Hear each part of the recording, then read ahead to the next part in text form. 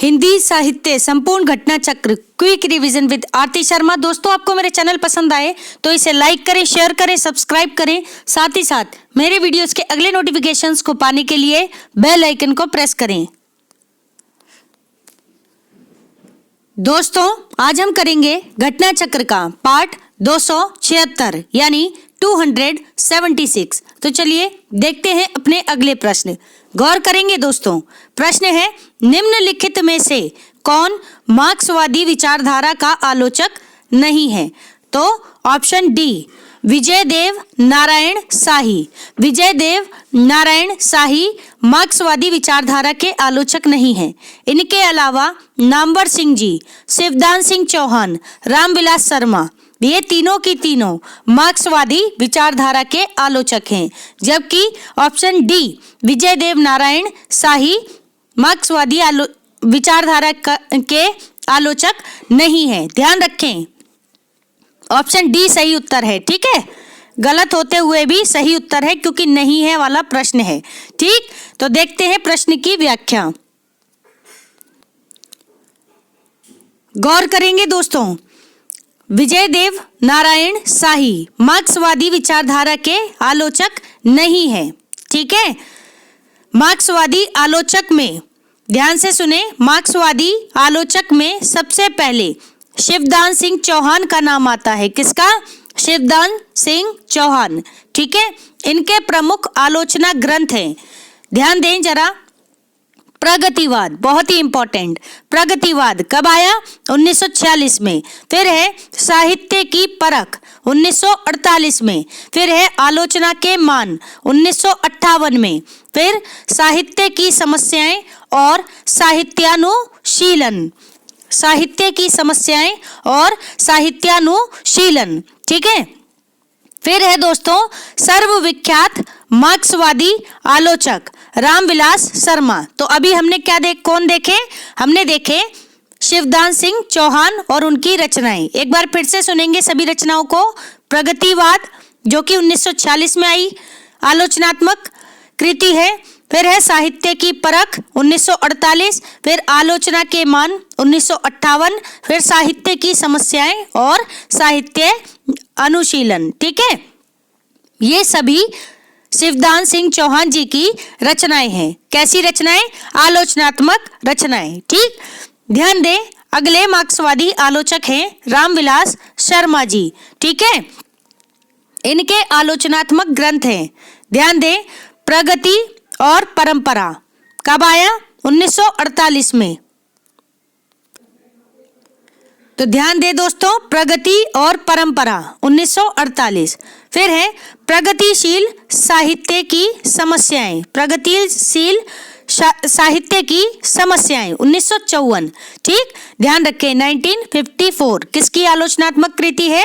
तो रामविलास शर्मा जी की। फिर है आस्था और सौंदर्य, आस्था और सौंदर्य 1956 रामविलास शर्मा की आलोचनात्मक कृति है।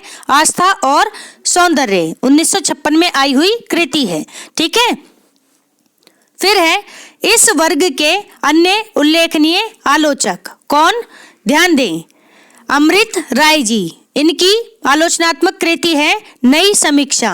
ठीक है, नई समीक्षा किसकी आलोचनात्मक कृति है? तो ध्यान रहे अमृत राय जी की। फिर है नामवर सिंह जी, नामवर सिंह जी की आलोचनात्मक कृति है इतिहास और आलोचना, इतिहास और आलोचना। फिर है आधुनिक साहित्य की प्रवृत्तियां, आधुनिक साहित्य की प्रवृत्तियां। तो ध्यान रखेंगे दोस्तों, ये बहुत ही ज्यादा इंपॉर्टेंट प्रश्न है। यहाँ से एक ना एक प्रश्न जरूर बनता है। ठीक है, ऑप्शन में आपको जरूर मिलेंगे इन तीनों चारों आलोचकों में से कोई एक। ठीक है, अगला प्रश्न है, ध्यान देंगे जरा। विख्यात मार्क्सवादी समीक्षक कौन है? Option A, Ramvilas Sharma ji. रामविलास शर्मा विख्यात मार्क्सवादी समीक्षक हैं। ऑप्शन ए सही उत्तर है। ठीक है, अगला प्रश्न है संकलन त्रय, संकलन त्रय में कौन नहीं है? तो ऑप्शन सी, वस्तु, वस्तु संकलन त्रय में शामिल नहीं है।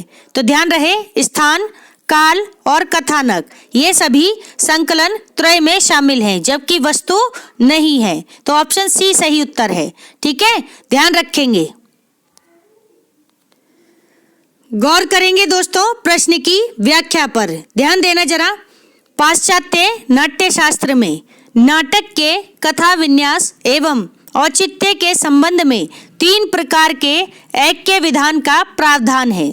ठीक है, पाश्चात्य नाट्य शास्त्र की बात करें तो इसमें नाटक के कथा विन्यास एवं औचित्य के संबंध में 3 प्रकार के ऐक्य विधान का प्रावधान है और ये इस प्रकार हैं। ध्यान दें, स्थान, काल तथा कार्य के ऐक्य। कौन कौन से? स्थान, काल तथा कार्य के ऐक्य। इसे पारिभाषिक शब्दावली में संकलन त्रय कहते हैं। क्या कहते हैं? संकलन त्रय। जो घटनाएं नाटक में दिखाई जाएं, उनका संबंध एक ही स्थान से हो। यह नहीं कि एक दृश्य आगरा का हो तो दूसरा कोलकाता का हो। ठीक है, यानी जो घटनाएं दिखाई जा रही हैं वह एक ही स्थान से जुड़ी हुई घटनाएं होनी चाहिए। ठीक है, ध्यान रखें। फिर है दोस्तों, इसी को स्थान की एकता यानी unity of place, unity of place, स्थान की एकता कहते हैं। जो घटना नाटक में, ध्यान दें, जो घटना नाटक में दिखाई जाए वह वास्तव में उतने समय की हो जितना कि नाटक के अभिनय में लगता हो। ठीक है, जितना समय नाटक के अभिनय में लगता हो उतने समय की ही वास्तव में वह घटना नाटक में दिखाई जानी चाहिए। ठीक है, ध्यान रखें। इसे समय की एकता, क्या? समय की एकता यानी unity of time, unity of time कहते हैं। ठीक है, ध्यान रखेंगे दोस्तों। फिर है कथा वस्तु एक रस हो। क्या हो? कथा वस्तु एक रस होनी चाहिए। ठीक है, कथा वस्तु कैसी हो? एक रस हो। ठीक है, देखते हैं आगे व्याख्या। गौर करेंगे दोस्तों। तो दोस्तों ध्यान दे जरा आगे की व्याख्या पर गौर करें। इस एक रसता को निभाने के लिए प्रासंगिक कथाओं को स्थान नहीं मिलता। ठीक है, कथा वस्तु कैसी हो? तो कथा वस्तु एक रस हो। इस एक रसता को निभाने के लिए प्रासंगिक कथाओं को स्थान नहीं मिलता। इस नियम को कार्य एकता यानी यूनिटी ऑफ एक्शन कहते हैं। ठीक है, यूनिटी ऑफ एक्शन, कार्य एकता। इससे पहले हमने क्या पढ़ा था? यूनिटी ऑफ टाइम यानी समय की एकता पढ़ा था।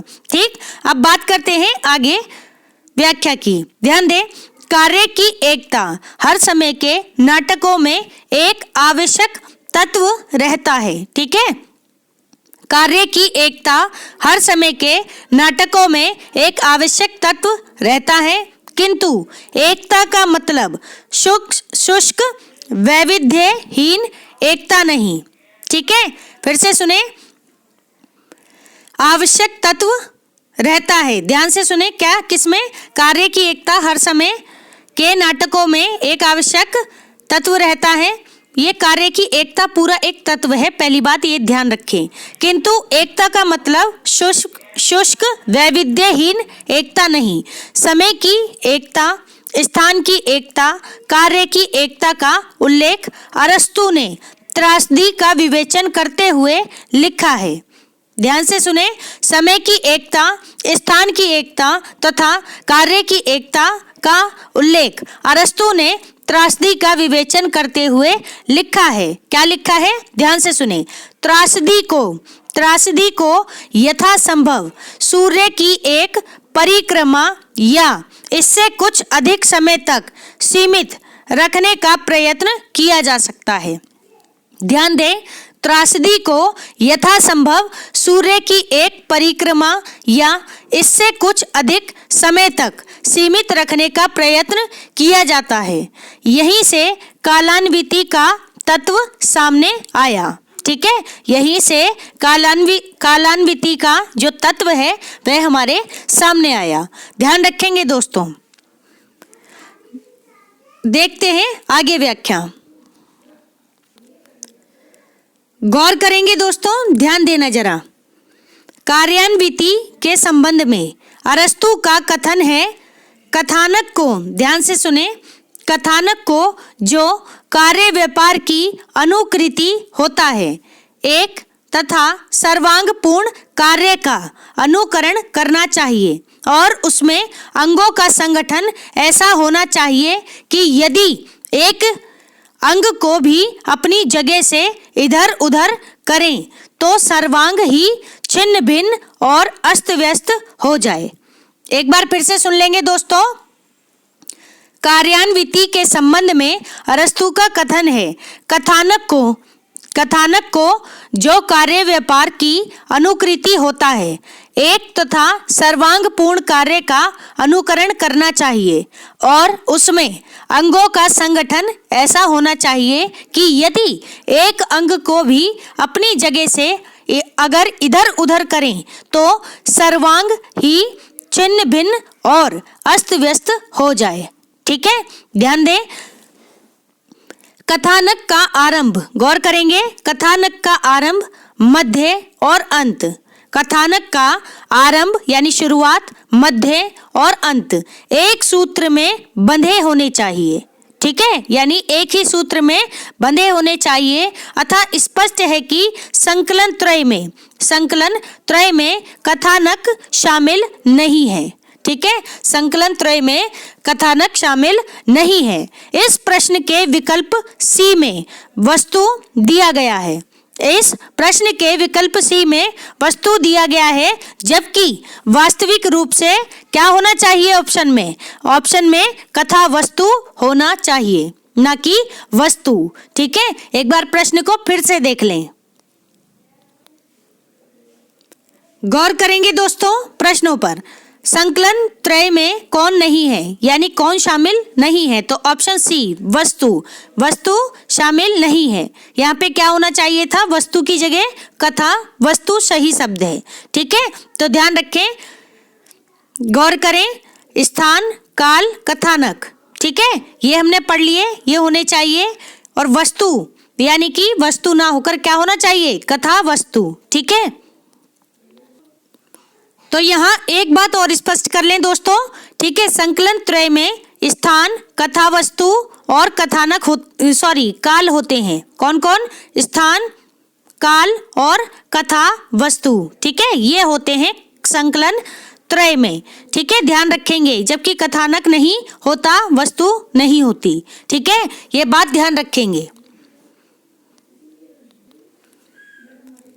गौर करेंगे दोस्तों, अगला प्रश्न है, संकलन त्रय के अंतर्गत कौन सा तत्व सम्मिलित नहीं है, तो ऑप्शन डी गीत तत्व सम्मिलित नहीं है। किसमें, संकलन त्रय में। ठीक है, बाकी स्थान काल और घटना ये तीनों क्या है, ये संकलन त्रय के अंतर्गत शामिल हैं। ठीक है, जबकि गीत नहीं है, तो ध्यान रखें इस बात को, ऑप्शन डी। ठीक है, आप चाहे तो एक बार वीडियो को रिपीट करके देख लें मेरी सलाह से दोस्तों। ठीक है, जिससे कि जो अभी हमने पिछले प्रश्न की व्याख्या की वह आप स्पष्ट रूप से समझ सकें। और अगर मेरी तरफ से भी कहीं कोई गलती हुई है तो आप स्वयं भी सुधार का कार्य करें और मुझे भी कमेंट बॉक्स में करेक्ट करें। ठीक है, और अगर गलती नहीं है तो फिर आप इसी तरह पढ़ते जाइए जैसे पढ़ रहे हैं। ठीक है दोस्तों, ध्यान रखना इस बात को। अगला प्रश्न है, ध्यान दे जरा, विज्ञापन के संबंध में क्या नैतिक है, तो ऑप्शन डी सही जानकारी। विज्ञापन के संबंध में क्या नैतिक है कि जो विज्ञापन दिया जा रहा है उसकी जानकारी एकदम सही और सटीक हो। ठीक है, ध्यान रखें, तो ये इसकी पहली शर्त है, ऑप्शन डी सही उत्तर। बाकी ऑप्शन ए देखें, शर्त को छोटे टाइप में छापना, ये नहीं है। ठीक है, भ्रामक चित्र बनाना, अजीब सा चित्र बना देंगे तो कोई देखना पसंद करेगा, मजाक और बन जाएगा। ठीक है, अधूरी जानकारी होगी तो कोई भी विज्ञापन की तरफ आकर्षित नहीं होगा। ठीक है, तो ध्यान रखें इस बात को, नेगेटिव पॉइंट्स बिल्कुल हटा दें। क्या होना चाहिए, विज्ञापन में एकदम सही जानकारी होनी चाहिए, तभी किसी प्रोडक्ट को सेल किया जा सकता है। ठीक है, तो इस बात को ध्यान रखें, या फिर सूचना जो है जनता तक एकदम सही रूप से पहुंचाई जा सकती है। देखें प्रश्न की व्याख्या, गौर करें, विज्ञापन के संबंध में सही जानकारी देना ही नैतिकता है। क्या है, नैतिकता है, जिससे उपभोक्ता उत्पादों का सही क्रय कर सकें। ठीक है, विज्ञापन के संबंध में सही जानकारी देना ही नैतिकता है, जिससे उपभोक्ता उत्पादों का सही क्रय कर सकें। अन्य विकल्पों में अनैतिकता प्रदर्शित है। ठीक है, ध्यान रखेंगे दोस्तों, यानी ऑप्शन डी कैसा है, नैतिक है। बाकी ये तीनों जो विकल्प हैं ये कैसे हैं, अनैतिक विकल्प हैं। ठीक, अगला प्रश्न है, ध्यान दे दोस्तों, निम्नलिखित में से कौन सा फीचर लेखन का उद्देश्य नहीं है? तो ऑप्शन बी, शून्य पठनीयता। निम्नलिखित में से शून्य पठनीयता फीचर लेखन का उद्देश्य नहीं है। ठीक है, अब आप सोच रहे होंगे कि ये फीचर लेखन, विज्ञापन, ये सब कहाँ से आ रहा है? तो दोस्तों ध्यान दें कि हिंदी साहित्य इतना व्यापक है कि हम यहाँ तक पहुँच ही नहीं पाते पढ़ने में। ठीक है, हालांकि ये अपने आप में बहुत ही महत्वपूर्ण विषय हैं। ठीक है, तो इनको इग्नोर नहीं करना है। अगर आपके पास पुस्तकें हैं तो आप एक बार मेरी सलाह से आप अपनी किताबों से इनके बारे में जरूर पढ़ लें। ठीक है, क्योंकि अब चीज़ें बदल रही हैं, पहले जैसे पैटर्न नहीं आते, हर साल कुछ नया ऐड होकर आता है एग्जाम पेपर में। ठीक है, तो सिर्फ अपनी दृष्टि को संकुचित ना करें, उसे व्यापक करें। ठीक है, और जितना ज़्यादा पढ़ेंगे आपके लिए चीज़ें उतनी आसान होती जाएंगी। ठीक है, तो एक अच्छे विद्यार्थी की तरह मेहनत करें दोस्तों, सफलता आपको जरूर मिलेगी। ठीक है, अगर हमें कामयाबी चाहिए तो फिर लापरवाही किस प्रकार की? ठीक है, लापरवाही तो हमें देखनी नहीं चाहिए, उसका तो बिल्कुल एकदम नेग्लेक्ट कर दो, हटा दो उसको अपनी लाइफ से। ठीक है, एक अच्छे विद्यार्थी की पहचान यही है कि वह लगातार प्रयास करे।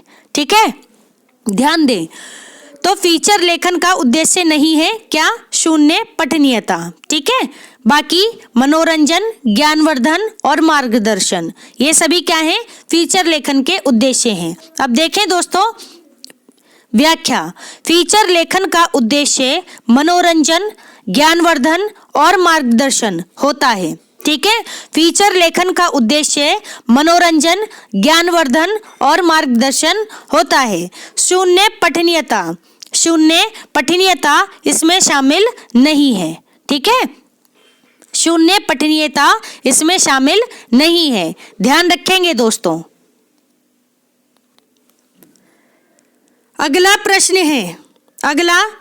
है, ध्यान दें, रेडियो आलेख लिखते समय किस शब्द का प्रयोग नहीं करना चाहिए? तो ऑप्शन डी, निम्नलिखित शब्द का प्रयोग नहीं करना चाहिए। किसमें? रेडियो आलेख लिखते समय, यानी रेडियो आलेख जब हम लिखते हैं तो ये शब्द बिल्कुल नहीं आना चाहिए। कौन सा? निम्नलिखित। ठीक है, तो ध्यान दें, बाकी बातचीत, है और था, इस तरह के शब्द इस्तेमाल कर सकते हैं। तो देखते हैं प्रश्न की व्याख्या, ऑप्शन डी इसका सही उत्तर है। ठीक है, निम्नलिखित ये शब्द बिल्कुल इस्तेमाल ना करें रेडियो आलेख में। ठीक है, अगला प्रश्न है, ध्यान दे दोस्तों, रेडियो संचार का श्रव्य माध्यम है। क्या है? रेडियो संचार का श्रव्य माध्यम है, अतः रेडियो आलेख लिखते समय निम्नलिखित का प्रयोग नहीं करना चाहिए। किसका? ध्यान दें, निम्नलिखित शब्द का। ठीक है, इसका प्रयोग नहीं करना चाहिए। अभी हमने पढ़ा, यह मुद्रण तकनीक में, ध्यान से सुने, यह मुद्रण तकनीक में प्रयुक्त होने वाला शब्द है। ठीक है, तो इसका इस्तेमाल कहाँ किया जाता है? निम्नलिखित शब्द का। तो ध्यान रहे, मुद्रण तकनीक में, न कि रेडियो संचार के श्रव्य माध्यम में। ठीक है। रेडियो संचार, रेडियो कैसा माध्यम है, तो श्रव्य माध्यम है, ठीक है, इसमें इसका इस्तेमाल नहीं करना चाहिए, ठीक। ध्यान दें तो मुद्रण तकनीक में निम्नलिखित शब्द का प्रयोग किया जाना चाहिए। शेष रेडियो आलेख लिखते समय प्रयोग करने वाले शब्द हैं, यानी बातचीत है और था, बातचीत है और था, ये सभी हम इस्तेमाल कर सकते हैं किसमें, रेडियो लेखन में, रेडियो आलेख लेखन में, ठीक है, ध्यान रहे। गौर करेंगे दोस्तों, अगला प्रश्न है, ध्यान दे जरा, टीवी चैनलों पर कमर्शियल ब्रेक से क्या तात्पर्य है, तो ऑप्शन बी विज्ञापन। तो टीवी चैनलों पर एक कमर्शियल ब्रेक आता है जिसे आप एडवर्टाइजमेंट कहते हैं, ठीक है, और ज़्यादा शॉर्ट में बात करें तो आप कहते हैं ऐड आ गया, ठीक है ना। तो चलो जा करके थोड़ा चाय पानी पी कर आते हैं, ठीक। तो ऐसे, तो वो क्या है, विज्ञापन, ठीक है, तो उसे हम क्या कहते हैं, विज्ञापन कहते हैं। ऑप्शन बी सही उत्तर। देखें प्रश्न की व्याख्या, गौर करें दोस्तों, विभिन्न कंपनियां अपने उत्पाद के विक्रय के लिए श्रव्य दृश्य संचार के माध्यम से उपभोक्ताओं तक पहुंचाती हैं, ठीक है, जो कार्यक्रमों के प्रसारण के मध्य में कुछ समय के लिए प्रसारित की जाती है, ठीक। तो ध्यान दें, विभिन्न कंपनियां अपने उत्पाद के विक्रय के लिए श्रव्य दृश्य संचार के माध्यम से उपभोक्ताओं तक पहुंचाती हैं, ठीक है, विक्रय के लिए दृश्य श्रव्य संचार के माध्यम से उपभोक्ताओं तक पहुंचाती हैं। मतलब कुल मिलाकर के ये कह रहे हैं कि अगर अलग अलग कंपनियां, उन्हें अगर अपना कोई प्रोडक्ट सेल करना हो, बेचना हो, तो वे क्या करती हैं, किसका सहारा लेती हैं, संचार माध्यमों का। अब वह संचार माध्यम श्रव्य भी हो सकता है, दृश्य भी हो सकता है, ठीक है। तो इस बात को ध्यान रखें, जो कार्यक्रमों के प्रसारण के माध्यम से कुछ समय के लिए प्रसारित की जाती है, और इसका जरिया क्या बनाया जाता है, जो टीवी पर या रेडियो पर, ठीक है, या फिर न्यूज़पेपर में कुछ जो विज्ञापन दिए जाते हैं, ठीक है, उनके आधार पर, ठीक है, इन्हें प्रसारित किया जाता है। यह केवल कुछ ही समय के लिए होते हैं, ठीक है ना। तो कहीं कहीं टीवी में थोड़े बड़े ब्रेक होते हैं। आजकल देख रहे हैं कि हम जैसे कि इंटरनेट में जो कोई भी ऐप हम इस्तेमाल करते हैं तो उसमें बार बार कोई ना कोई ऐड आता रहता है बीच बीच में, ठीक है। वेब सीरीज वगैरह भी होती है, उसमें भी बार बार ऐड आते रहते हैं, हालांकि हम परेशान हो जाते हैं, ठीक है, लेकिन ये क्या है, ये इनकी कमाई का जरिया है एक तरह से, ठीक है, ये लोग इसी से ही पैसा कमाते हैं, ठीक। तो ध्यान दें, जिससे कि लोग इन्हें देखें और आकर्षित हो इनके उत्पादों की तरफ, ठीक है। तो ध्यान रहे, विभिन्न कंपनियां अपने प्रोडक्ट को बेचने के लिए श्रव्य दृश्य संचार के माध्यमों का सहारा लेती हैं, ठीक है, इसको आप ऐसे समझें, ठीक। तो विज्ञापन की एक बड़ी भूमिका है, ठीक है, जो कि टीवी चैनलों पर कमर्शियल ब्रेक के तौर पर इस्तेमाल किया जाता है, ठीक है। अगला प्रश्न है दोस्तों, ध्यान देना जरा, साहित्य क्या है, तो ऑप्शन बी 1 2 3 ये सही ऑप्शन है। तो हम देखेंगे पहला, दूसरा और तीसरा ऑप्शन। साहित्य शिवेतर रक्षते है, क्या है, शिवेतर रक्षते। फिर है साहित्य सामान्य के लिए है, बिल्कुल सही। साहित्य सबका हित चाहता है, ये भी बिल्कुल सही, ठीक है। और जो सही नहीं है वे क्या है, साहित्य का कार्य बिंब का निर्माण करना है, ठीक है, तो ऐसा नहीं है, ठीक। तो ऑप्शन फर्स्ट, सेकंड और थर्ड, शिवेतर रक्षते सामान्य के लिए है साहित्य, और सबका हित चाहने वाला होता है साहित्य। देखते हैं प्रश्न की व्याख्या, गौर करेंगे दोस्तों व्याख्या पर। काव्य निर्माण में 100% कल्पना शक्ति का विशेष हाथ रहता है। ठीक है। और यही कल्पना अपनी सबसे महत्वपूर्ण भूमिका बिंब निर्माण के क्षेत्र में अदा करती है। उसका महत्वपूर्ण कार्य बिंब प्रस्तुत करना है। शेष कथन साहित्य के बारे में सत्य है। ठीक, एक बार फिर से सुने। काव्य निर्माण में, यानी जब काव्य का निर्माण किया जाता है तो उसमें 100% क्या होता है, क्या होती है, कल्पना शक्ति होती है। ठीक है, इसका विशेष स्थान होता है और यही कल्पना अपनी सबसे महत्वपूर्ण भूमिका निभाती है। कब? बिंब निर्माण के क्षेत्र में।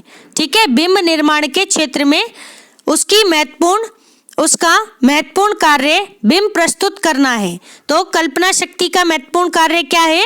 बिंब प्रस्तुत करना है। शेष कथन साहित्य के बारे में सत्य हैं। ये कह रहे हैं कि शेष कथन साहित्य के बारे में सत्य हैं। ठीक, ये थोड़ी सी अटपटी सी व्याख्या है, क्लियर नहीं किया है इसमें कि बिंब फिर क्या है या नहीं। देखते हैं, 1 मिनट। तो दोस्तों जरा ध्यान दें प्रश्न पर फिर से। यहाँ बात पूछी जा रही है साहित्य की। जब साहित्य के संदर्भ में बात की जाएगी तो आपके ये 3 ऑप्शन सही होंगे। कैसे? शिवेतर रक्षते है साहित्य, साहित्य सामान्य के लिए है, साहित्य सबका हित चाहता है। लेकिन अगर आपसे पूछा जाता कल्पना के संदर्भ में, किसके? कल्पना के संदर्भ में, ठीक है, कल्पना शक्ति के संदर्भ में, तब आपका प्रश्न चौथा सही रहता, 4th सही रहता कि कल्पना का कार्य बिंब का निर्माण करना है, ना कि साहित्य का। इस वजह से ये गलत है। ठीक है, तो आप इसे ऐसे समझें, ऑप्शन बी हमारा सही उत्तर है। केवल पहला, दूसरा, तीसरा ही सही है। ठीक है, ध्यान रहे। तो दोस्तों हमारा आज का ये वीडियो यहीं समाप्त होता है और हमारे विविध प्रश्न भी यहीं समाप्त होते हैं। अगला वीडियो हमारा संस्कृत साहित्य के संबंध में होगा।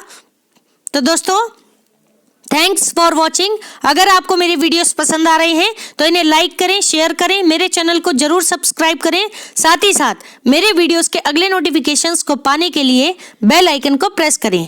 धन्यवाद दोस्तों।